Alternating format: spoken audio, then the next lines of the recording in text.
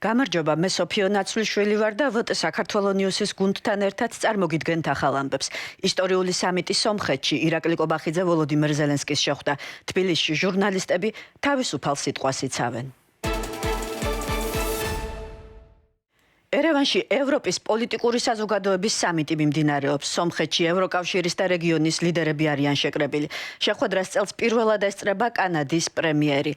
ერევანში ჩავიდნენ ბრიტანეთის პრემიერ-მინისტრი და ნატოს გენერალური მდივანი. სამიტის ფარგლებში შეხვედრები გამართა ვოლოდიმირ ზელენსკიმ.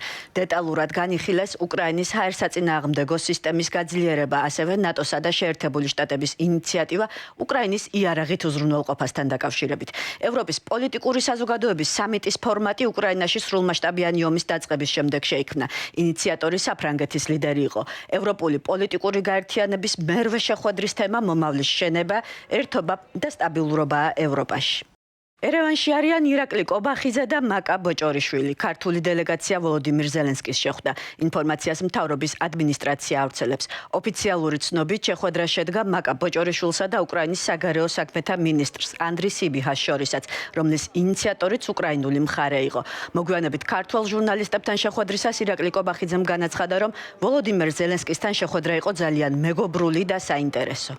პრეზიდენტმა გამოხატა ეს ინიციატივა, ჩვენ მოგესიერად დაუდასტურეთ ჩვენი მზაობა და გავისაუბრეთ ორხრივ ურთიერთობებთან დაკავშირებით, არსებითად ეს იყო ამ საუბრის საგან და კიდევ ერთხელ ვიტყვი, რომ იყო საინტერესო საუბარი. უკრაინა ჩვენთვის არის მეგობარი ქვეყანა, ჩვენ გვაქვს ტრადიციული ისტორიული მეგობრობა, რაც აკავშირებს ჩვენს ქვეყნებს, ჩვენს ხალხებს. და მას უნდა გავუფრთხილდეთ მაქსიმალურად, ეს იყო მათ შორის ის სულისკვეთება, რომელიც პრეზიდენტს გაუზიარა. ერევანში ევროპის ეკონომიკური თანამშრომლობის საბჭოს სამიტის ფარგლებში მე მქონდა დამატებითი შეხვედრა ჩემს ქართველ კოლეგასთან, საგარეო საქმეთა მინისტრთან მაკა ბოჭორიშვილთან. ჩვენ გავცვალეთ მოსაზრებები ორმხრივი, რეგიონული და საერთაშორისო განვითარების სხვადასხვა საკითხზე. ასევე განვიხილეთ ევროპული ინტეგრაცია და ევროკავშირის მნიშვნელოვანი როლი გლობალურ საქმეებში. ჩვენ ცალკე დაუთმეთ დრო ორმხრივად სასარგებლო სავაჭრო ეკონომიკური თანამშრომლობის გაფართოებას. შევთანხმდით, რომ შემდგომ კონტაქტებს შევინარჩუნებთ.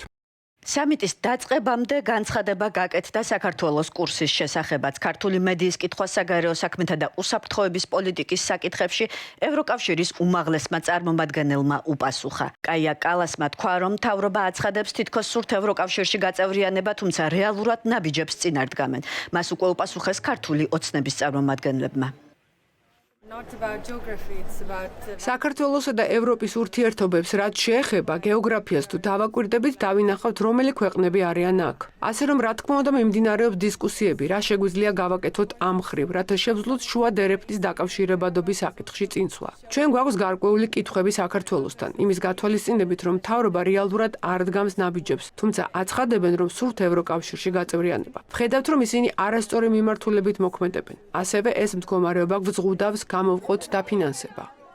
სამწუხაროდ კაია კალასი დემოკრატიის უკუსლის გზას ადგას. მაშინ როცა ჩვენ დემოკრატიას გვიწუნობენ, თავად დემოკრატიის საფუძველს უგლუველყოფს. სამწუხაროდ არარჩეული ბიუროკრატია ევროპელ ხალხს და ევროპულ სახელმწიფოებს არ წარმოადგენს და მათი განცხადებებიც ნაკლებად საყურადღებოა. მაშინ, როდესაც ერთ-ერთი ევროკომისარი საუბრობს იმაზე, რომ საქართველოს კანონმდებლობას პატივი არ უნდა სცეთ და გზებს ეძებენ, რომ ქვეყანაში შავი ფული შემოიტანონ, ეს არის დემოკრატიის უკუსლის კიდევ ერთი თვალსაჩინო მაგალითი. რაც სამწუხაროა. ამიტომაც ვამბობთ, რომ ევროპა ევროკავშირში უნდა დაბრუნდეს. საქართველოს როლი სამიტზე რა დატვირთვა შეიძლება ჰქონოდა შეხვედრას, რა შესაძლებლობები აქვს ახლა ქვეყანას და რა შეიძლება ჰქონოდა განსხვავებული საგარეო კურსის შემთხვევაში. ამის შესახებ პოლიტოლოგ დავით დარჩიაშვილთან ვისაუბრებთ. ბატონო დავით, ცოტა ხნის წინ ჩვენ ვნახეთ ირაკლი კობახიძის შეხვედრა ვოლოდიმირ ზელენსკისთან. რა სიტყვით, როგორ ფიქრობთ, შეიძლება თუ არა ამ შეხვედრის შემდეგ მთავრობის რიტორიკა ზოგადად უკრაინის მიმართ? ციტა არ არის გამორიცხული, იმდენად, ასე ვთქვათ, თბილად მოიხსენია ზელენსკი კობახიძემ, რაც უცნაური იყო, რომ შეიძლება ესეც იყოს ერთ-ერთი ნიშანი მცდელობებისა, რომ გადალაგდეს ურთიერთობები მთლიანად დასავლურ უსაფრთხოების სამყაროსთან, სადაც საკვანძო როლს სულ უფრო მზარდად უკრაინა თამაშობს. ასე რომ გამორიცხული არაფერია. როგორ ფიქრობთ, უკვე ჩვენთვის ცნობილი არის, რომ 2008 წელს მორიგი სამიტი გაიმართება აზერბაიჯანში, ხომ? როგორ ფიქრობთ, ეს რას ნიშნავს და სად არის ამ ვითარებაში საქართველო? როგორც ჩანს, საქართველოს მიუხედავად იმისა, გაუმჯობესდება ურთიერთობები თუ არა ევროკავშირთან, მაინც დაპატიჟებენ და ეს ცუდი არ არის ზოგადად სტრატეგიულად პერსპექტივაში, რომ საქართველოს მაინც უყურებენ როგორც ერთიანი ევროპული უსაფრთხოების სივრცის ნაწილს. ხო, ხელისუფლებები მიდიან და მოდიან და რაღაც გარკვეული გეოპოლიტიკური მოცემულობა რჩება.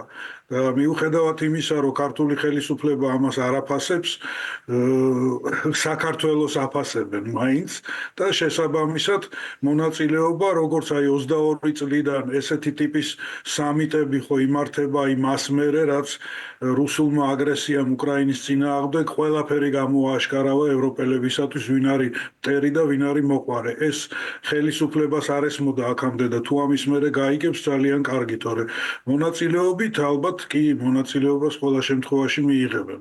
სამხრეთ კავკასია რეალურად ხდება ევროპის ნაწილი, ეს გვაჩვენა ბოლო დროს განვითარებულმა მოვლენებმა და ეს უფრო და უფრო სწრაფი ტემპით ხდება. ასეთ დროს საქართველო რა პოზიციაზეა, რა შეგვიძლია ჩვენ გავაკეთოთ, რომ არ ვიყოთ მხოლოდ და მხოლოდ მიწვეული სტუმარი ამისთანა ღონისძიებებზე?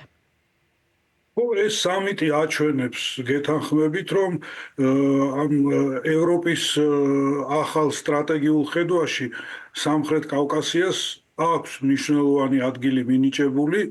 ევროპისათვის ეს რეგიონი აღიქმება საკუთარი უსაფრთხოების ნაწილად, საკითხად და შესაბამისად ეს რეალობა, ანუ სურვილის დონეზე არსებობს, მაგრამ პრაქტიკულად რომ განხორციელდეს, ერთის მხრივ სომხეთში დემოკრატიის შემდგომი კონსოლიდაცია და ივნისის არჩევნების ნორმალურად ჩატარება არის მნიშვნელოვანი, ისევე როგორც საბოლოო ჯამში საკითხი იქნება გასარკვევი ამ რუსული ბაზებისა სომხეთის ტერიტორიაზე.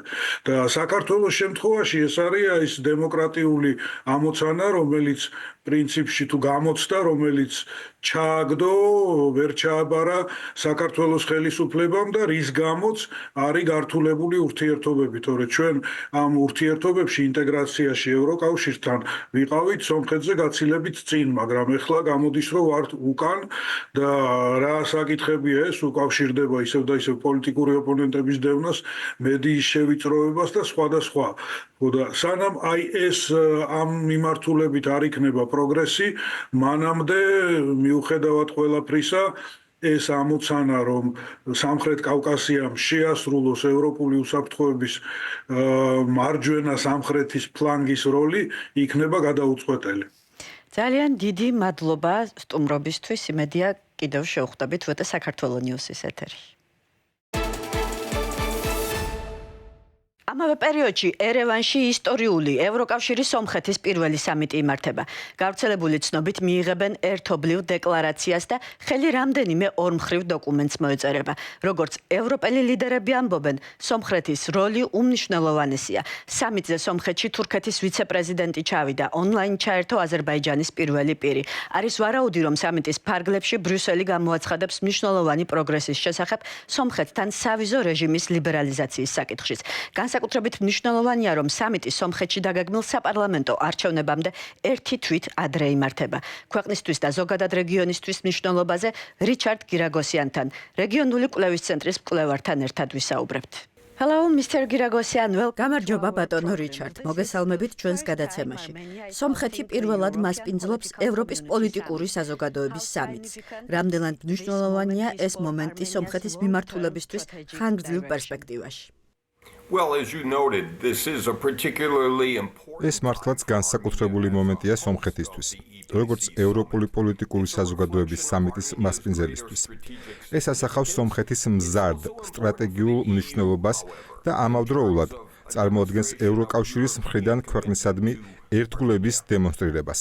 ილჰამ ალიევმაც გამოხატა ინტერესი, რომ 2028 წელს სამიტი ბაქოში ჩატარდეს. როგორ შეგვიძლია განმარტოთ მოვლენების ასეთი განვითარება?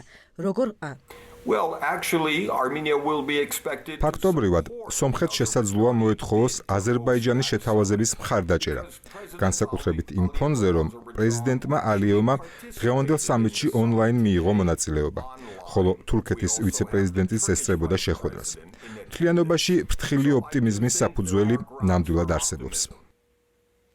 როგორ ხედავთ, როგორია სამხრეთ კავკასიის პოზიცია უფრო ფართო ევროპულ პოლიტიკურ სივრცეში? მე უკვე დარწმუნებული ვარ, რომ სამხრეთ კავკასიის პოზიცია ევროპულ პოლიტიკურ სივრცეში აშკარად უფრო მნიშვნელოვანი გახდა, ვიდრე ადრე იყო. თუმცა სამი ქვეყანა ერთ და იმავე ტემპით და გზით არ ვითარდება. სომხეთმა დიდწილად გაასწრო საქართველოს, როგორც დემოკრატიული განვითარების ლიდერმა. მაშინ, როცა აზერბაიჯანში დემოკრატია კვლავ სერიოზული გამოწვევების წინაშე დგას. მაგრამ მთლიანად დასავლეთისთვის რეგიონი კვლავ საკვანძო მნიშვნელობისაა. მინდა საქართველოს შესახებ გკითხოთ.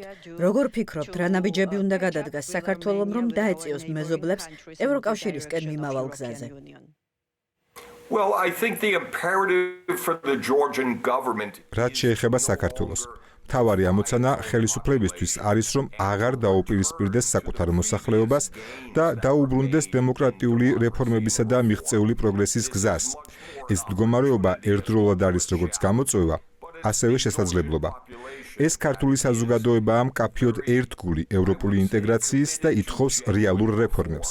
და ხელისუფლება უნდა დაუახლოვდეს თავისი საზოგადოების მისწრაფებებს. Thank you so much. დიდი მადლობა სტუმრობისთვის. იმედია ისევ შევხვდებით VT საქართველოს ნიუსის ეთერში. Thank you. ქართული მედია მზარდ ზეწოლაზე, ძალადობასა და ცენზურის საფრთხეზე საუბრობს. მსოფლიო პრესის თავისუფლების დღე თბილისში მარშით აღნიშნეს ჟურნალისტებმა. აქციის ერთ-ერთი მთავარი მოთხოვნა ნეტგაზეთისა და ბათუმელების დამფუძნებლის მზია ამაღლობელის გათავისუფლება იყო. მედიის მდგომარეობის გაუარესებაზე მიუთითებენ საერთაშორისო ორგანიზაციებით. მეტი იხილეთ ჩვენ სიუჟეტში.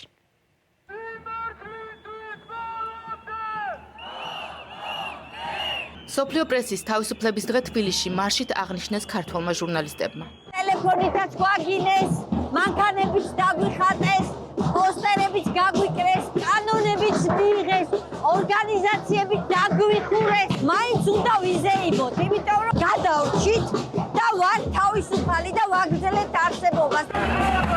თავისუფლება მზია ამაღლობელს კოლეგები უკვე მეორე წელია ნეტგაზეთისა და ბათუმელების დამფუძნებლის გათავისუფლების მოთხოვნის გარშემო ერთიანდებიან.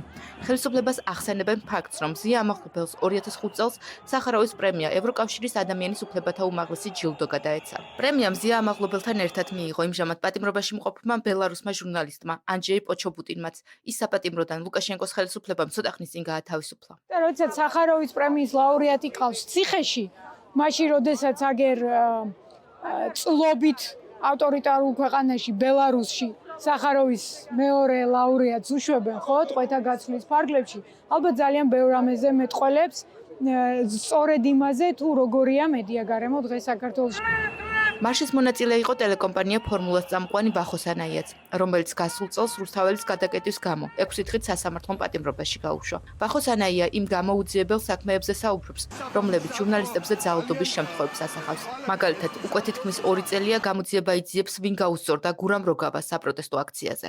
არც ერთი შემთხვევა არ არის, როდესაც ვინმე დაისაჯა. არადა პირდაპირ ნადირობა იყო მედიაზე გამოცხადებული. ყველა კომპონენტი, რაც დემოკრატიის გასანადგურებლად სჭირდება დიქტატურას და მედიის ამ შემთხვევაში კონკრეტულად, ეს სრულიად აშკარაა. დამოუკიდებელი მედია ივანიშვილის სამიზნეა. ამ სათაურით გამოაქვეყნა მედია გარემოს შეფასება საერთაშორისო გამჭვირვალობა საქართველოს.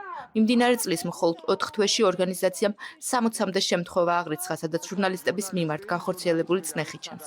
ყველაზე ხშირად ჟურნალისტები ხდებიან პროფესიული საქმიანობის ხელშეშლის, მუქარისა და ფიზიკური ძალადობის მსხვერპლები. ორგანიზაციის შეფასებით, მედიის დაშინების სქემაში ჩართულია ყველა სახელისუფლებო რგოლი. დაშინების ფართო სპექტრია სასამართლო, ადმინისტრაციული ორგანოები, სახელმწიფო საჯარო უწყებები, პოლიცია, ქუჩა, არაფორმალური დაჯგუფებები და ასე შემდეგ. აი ეს ყველაფერი არის ის რომ ბიძინა ივანიშვილი ის მექანიზმები, რომელსაც ბიძინა ივანიშვილი იყენებს მედიის წინააღმდეგ. ოფიციალური პირების მხრიდან ჩარევა უთხრის ძირს პრესის თავისუფლების გაუმჯობესებას. ასეთია ორგანიზაცია რეპორტიორების საზღვრებს გარეშეც დასკვნა. 21 საფეხურით გაუარესდა საქართველოს პოზიცია პრესის თავისუფლების რეიტინგშიც. 180 ქვეყანას შორის საქართველომ 114 ადგილიდან 135 ადგილზე გადაინაცვლა. ამ შედეგით დავუახლოვდით რუსეთს, რომელიც 172 ადგილს იკავებს და დავცილდით ევროკავშირის კანდიდატ ქვეყნებს, მოლდოვასა და უკრაინას, რომლებიც 31 და 55 ადგილზე არიან. ადგილობრივი და საერთაშორისო შეფასებების საპასუხოდ პოლონეთის საზოგადოებრივი მაუწყებლის ქართულენოვანმა პროგრამამ ΒՏ საქართველოს ქართულ ოცნებას მიმართა. რადგან ჩვენი შეფასებით მედიას თქვენ არ წარმოადგენთ და ხართ პოლიტიკური ბრძოლის ინსტრუმენტი, შესაბამისად არაფრით არის საინტერესო თქვენთან თანამშრომლობა. პოლიტიკური მიკერძოებულობის გამო გასულ წელს სანქციები დაუწესდა ტელეკომპანია იმედსა და პოსტივის. ბრიტანული სანქციები მოიცავს ფინანსურ შეზღუდვებს, მათ შორის აქტივების გაყინვას. საქართველოს ორგანიზებული საცალო ვაჭრობის ასოციაციის წევრი კომპანიები საოჯახო კალათის ინიციატივის განხორციელებას აანონსებენ. ინიციატივა სავაჭრო ქსელებში მათ მიერვე შერჩეულ პროდუქტებზე მუდმივ რეჟიმში სპეციალური შეღავათიანი საფასო პოლიტიკის ამოქმედებას გულისხმობს. ორგანიზაციის განცხადებაში ნათქვამია, რომ აღნიშნული გადაწყვეტილება ასოციაციამ მას შემდეგ მიიღო, რაც გაეცნო საქართველოს პარლამენტის დროებითი კომისიის ვრცელ დასკვნას. სოციალური პასუხისმგებლობის ფარგლებში სავაჭრო ქსელები თავად უზრუნველყოფენ იმ ძირითადი პროდუქტების იდენტიფიცირებას, რომლებზეც ფასები გავრცელდება, ვკითხულობთ განცხადებაში. საქსტატის ინფორმაციით, აპრილში ფასები რძეზე, ყველსა და კვერცხზე 4,5%-ით, ცხიმზე თითქმის 6%-ით, შაქარზე თითქმის 7%, ბოსტნეულზე თითქმის 9%-ით, ხოლო ხორცი 10%-ით, ხილი 11%-ით, თევზეული კი 21%-ით გაიზარდა. აფეთქება მოსკოვში, რუსეთის დედაქალაქი უკრაინული დრონების სამიზნე გახდა. მოსფილმის ქუჩაზე დრონის საცხოვრებელ შენობას მოხვდა, არიან დაშავებულები. რუსული ტელეგრამ არხების ინფორმაციით აღნიშნული კორპუსი კრემლიდან 6 კილომეტრით არის დაშორებული. მოსკოვის მერის ინფორმაციით რუსულმა ჰაერსაწინააღმდეგო სისტემამ უკრაინული 2 დრონი ჩამოაგდო. მომატებული საფრთხის გამო დროებით დაიკეტა დომოძედოვოს და ვნუკოვოს აეროპორტები. შეგახსენებთ 9 მაისის აღლუმთან დაკავშირებით მოსკოვში უსაფრთხოების ნორმები კიდევ უფრო გამკაცრებულია. რუსეთის დედაქალაქში გადაყვანილია დამატებითი ჰაერსაწინააღმდეგო სისტემები. შეზღუდვით მუშაობს ინტერნეტი. თავად აღლუმზე კი არ იქნება წარმოდგენილი მძიმე ტექნიკა და ავიაცია. დღეისთვის სულ ეს იყო. გახსოვდეთ, ჩვენ აქ ვართ ფაქტების სადარაჯოზე და გთავაზობთ თავისუფალ სიტყვას ინფორმირებული არჩევანისთვის.